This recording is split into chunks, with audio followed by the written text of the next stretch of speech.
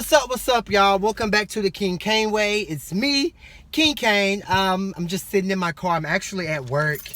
And I was just like, you know what? Ain't shit going on. I need to go out here and do my fucking review on goddamn me, Real Housewives, because I have yet to give that to you guys. This was such a fucking, magnificent episode for me. I thoroughly enjoyed it. I think that the franchise is moving back in the original direction of class, of shade, and just of housewife realness. So I can definitely appreciate the Potomac girls for what they're doing, what they're giving. So let's just hop right on into the review. This is Real Housewives of Potomac Season 4, Episode 9. It opens up with basically, Ashley and Candace, they're still going at each other's motherfucking necks. Basically Candace is like, bitch, you ain't trying to get pregnant. You know what I'm saying? You're alcoholic, allegedly. Ashley's coming at her about being in her mom's house and yada, yada, yada. And it's just a lie. It gets super, super heated. And Candace is just like, bitch, get out my house. Which I feel like Candace is absolutely right. Like, if you're going to come here and be nasty and then be disrespectful and bring up my mom and whatever type of situation that I'm going through, then you need to leave. Who the fuck do you think you are, Ashley? That's why your big head ass is getting all this karma, because for season 1, 2, and 3, you did nothing but speak on everybody's situation. You've been unsensitive to a lot of topics that other people have went through. So what makes you think that people are going to be sensitive to what the fuck you're going through? Like, girl, nobody give a fuck about you. You're not excluded from getting read or from getting roasted or from somebody being in your tea. Like, girl, please get out of here with that shit. So anyways, Chris, he comes and he takes Candace away. She ends up flinging her butter knife in Ashley's direction. And Chris is just talking to her. He's like, hey, you need to calm down. Yada, yada, yada. I love when Karen went to go love on Candace and just let her know, like, hey, you are in your house. So I'm going to need you to step into who you are and remember who you are, because this is your home. Period. And she was like, and Chris is here, so I'm gonna step away, but I'm just letting you know. And Candace received that. She came back out and tried to, do better, but it still escalated. Like, this was some childish ass shit. I just feel like it was back to back argument after argument after argument after argument. While Karen is in there speaking to, Candace trying to calm her down, Giselle brings up the Michael Darby situation and basically puts Robin on blast to talk about it, because Ashley's like, okay, what was said, or what are you talking about? And it's just like, Giselle, you're being messy for no reason with your dumb ass. Like, that's why you can't keep no man. You always in somebody else's business. And that's why your daughters see that you're happier with a man. So you need to focus on doing that and making sure your daughters know that happiness is not related to a man, period. Because your daughters, your mama, your friend Kyle, everybody say that you're just a different bitch when you have a man. So that's what you need to be focused on. But yet you just want to sit up here and be messy for no goddamn reason in this girl home. Like, bitch, you can be dispersed with your big head ass too. All these bitches got some big ass heads, big head ass hoes. So anyway, she puts Robin on blast. Ashley was just like, wait, what? No, he didn't say that. He couldn't have said that. And Robin was like, well, I heard your husband say, I would suck his dick. Talking about somebody's husband in the group. Like I've said a million times before, we all know Michael Darby is trade. We all know Michael Darby is the kind of punk who's on Grindr looking for BBC. That's just what it is. That's just the truth. It is what it is, Michael. You know what I'm saying? If you're a punk, or you suck a little dick, or you know what I'm saying, you want to do a little bit of this, a little bit of that, do that. Everybody's concern is, one, you're supposed to be in a heterosexual marriage, and then secondly, it's just disrespectful to say that if you're dating anybody, even if he would have said, oh yeah, I would eat her puss, like, that's still disrespectful. You know what I'm saying? And Ashley, your man is a punk. He has those tendencies. And if you want to be his beard, just own it and be his beard. But you could just tell, like, her whole energy was just like, I don't give a fuck. If you know your husband straight, if you know your nigga not with no foo-foo shit, it should be no question. It should be no situation. It's like, nah, I'm gonna get my husband on line one right motherfucking me now. Because one thing you girls are not about to do is try to make my husband out to be something that he's not. Now that I get. That I totally understand. Moving on. Candace comes out, you know, her and Ash go at it again, and it's just so childish. There's just so much going on. I literally could not keep up. But I do know that Ashley brings up the Amistad comment, like, yeah, bitch, you say, because Candace is like, oh, I tell the truth. Oh, I tell the truth. And Candace like, well, bitch, just like you told the truth about the Amistad comment, like, girl, you can't come at me when, you know what I'm saying, you and Monique are supposed to be cool, and Monique said the comment that you didn't like, but you went and told Giselle about it when that's supposed to be your homegirl. Candace had nothing to say.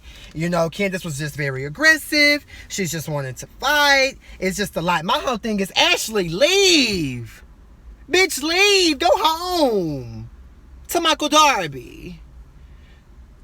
To Mike looking for BBC Darby. That's what you do. Because I'm about sick of you, bitch. I'm about sick of you and your big head. Wide forehead asshole. But Candace had me dead. She's like, yeah, she needs to leave. Like, what the fuck? Like, I invited her into my home. I gave her a beverage. Yes, you don't come to somebody's house and try to be cute. You don't come to somebody's event and try to be cute, bitch, because that will get you red. Period. Fuck is wrong with these bitches? Anywho, Giselle goes outside being messy. She convinces Ashley to stay. Karen tells Ashley when Ashley comes back in, you know, like, who gets escorted out of somebody's house and comes back? Like, bitch, you need to go and stay gone. You know what I'm saying? Giselle just got her nose in everybody's tea. Like, y'all better beware. Don't fall for the bait. Giselle is just a messy ass bitch with no story. No story. Can't keep a man. never had a man. The husband cheated on her. You know what I'm saying? Giselle was just pissing me off. She was just being too messy for no motherfucking reason. Like, if you're gonna be messy about your own situation. You got tea, bitch. Anywho, Karen basically tells Ashley that she's rude and she needs to go. Karen tells Ashley that she feels like that it's rude for her to waltz back up in this woman's house after this woman done asked you to leave. And Ashley's like, well, there's rumors about my husband going on, so I want to address them. And Karen's like, okay, I understand that, but after you address them, you need to go. So Karen is just a grown-ass bitch. But it was funny because when they sit down and start talking about the situation, Robin's explaining it to Ashley, and Ashley just acting like she don't want to hear it, and like, oh girl, you was drunk. And so Karen's like, oh, so now Robin's a belligerent drunk and yada yada yada. And Ashley's like, damn, can I talk to my friend? Like, it was a very funny moment. Like, if you guys have not watched it, go back and watch that moment. Truly fucking iconic. I think Karen was just trying to basically seem like, girl, don't be trying to come in here and deflect that energy on Robin. Go talk to your man. And that's just what everybody was telling her. You know, it just became a lot. And I like how Karen ended it when she's like, hey, this is just too much. You know, I think that enough is enough. We need to put the lid on it. Ashley, you know what you got to go do. You need to go holler at your man. Figure that whole situation out, bitch. Because honestly, it has nothing to do with us here. You need to go handle that. So, you know, I love that. You know, Monique tries to talk to Katie about the Amistad coming. It didn't work out because Ashley came back inside the house and tried to chime in on that. So Monique and Katie didn't really even get to have a serious conversation. Katie, dumbass, talking about, oh, I wear a wrap on my head because my hair I don't have AC in my house. I'm like, girl, you know, all these bitches no explanation about what the fuck you do or what you got or what the tea is or this or that or the third. Like, girl, at the end of the day, nobody truly cares. You know, these bitches, nothing.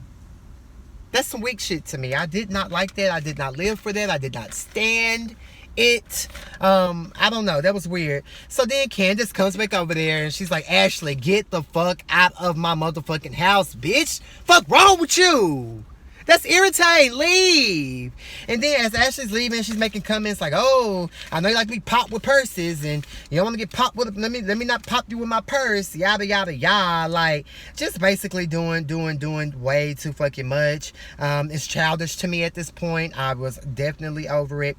Ashley and Katie leaves. They all discuss Ashley. I think Karen is being very, very real. She said Ashley is not asleep. Ashley's just in pain. They just basically feel like she had to go talk to her husband. Like, girl, obviously your husband is a punk. Go figure that out. Goddamn.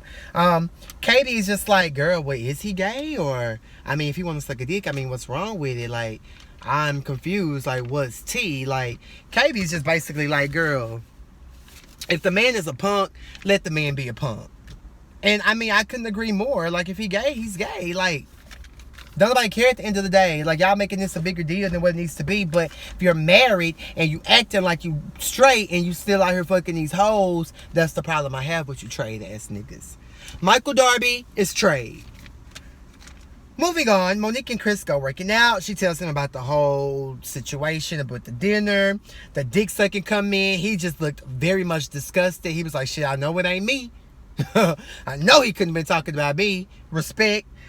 Moving on. Giselle goes to see Ashley. She basically wants to check on her friend. Giselle is just messy. She basically lied and told Ashley all this stuff that Karen was saying about her when she left the dinner, which was totally false. Giselle is just desperate at this point. She's a reacher. She's reaching for a storyline. She's reaching for her moment. And it's sad to watch. It's really sad to watch because you know when a person is reaching.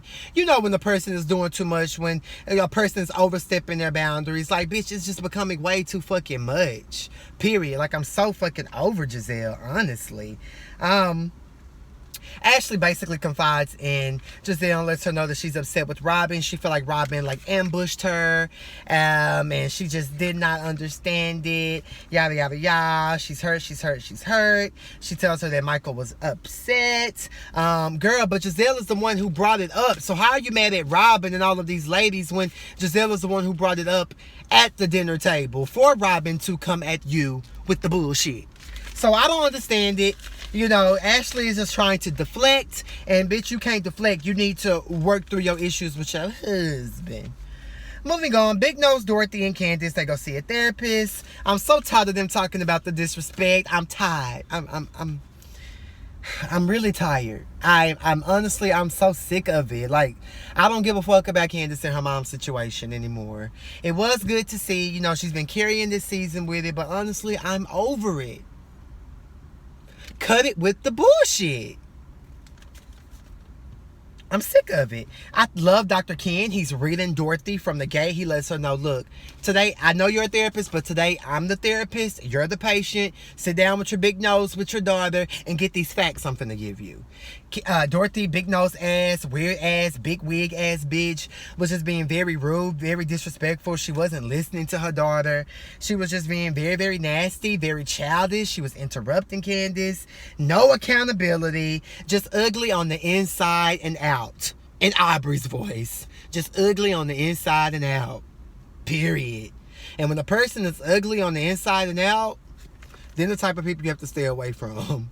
They're the type of people you can't fuck with because those are the type of people who don't give a fuck about nothing. A person who's ugly on the outside and ugly on the inside, baby girl, they have nothing to lose. So, you know, you definitely want to stay away from those type of people. Candace is just crying. At the end of the day, she just feels like she's not going to be able to continue this toxic relationship with her mom. And that's the thing. It doesn't matter who who it is. You know, you don't have to take disrespect and toxic relationships from anybody. I don't care if it's your mama, your husband, your child who's older than 18.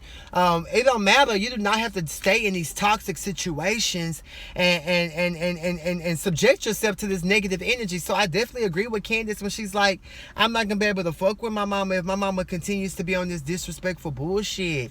And I get that, and I'm here for that. Like, girl, mama, you doing too much, bitch. Period.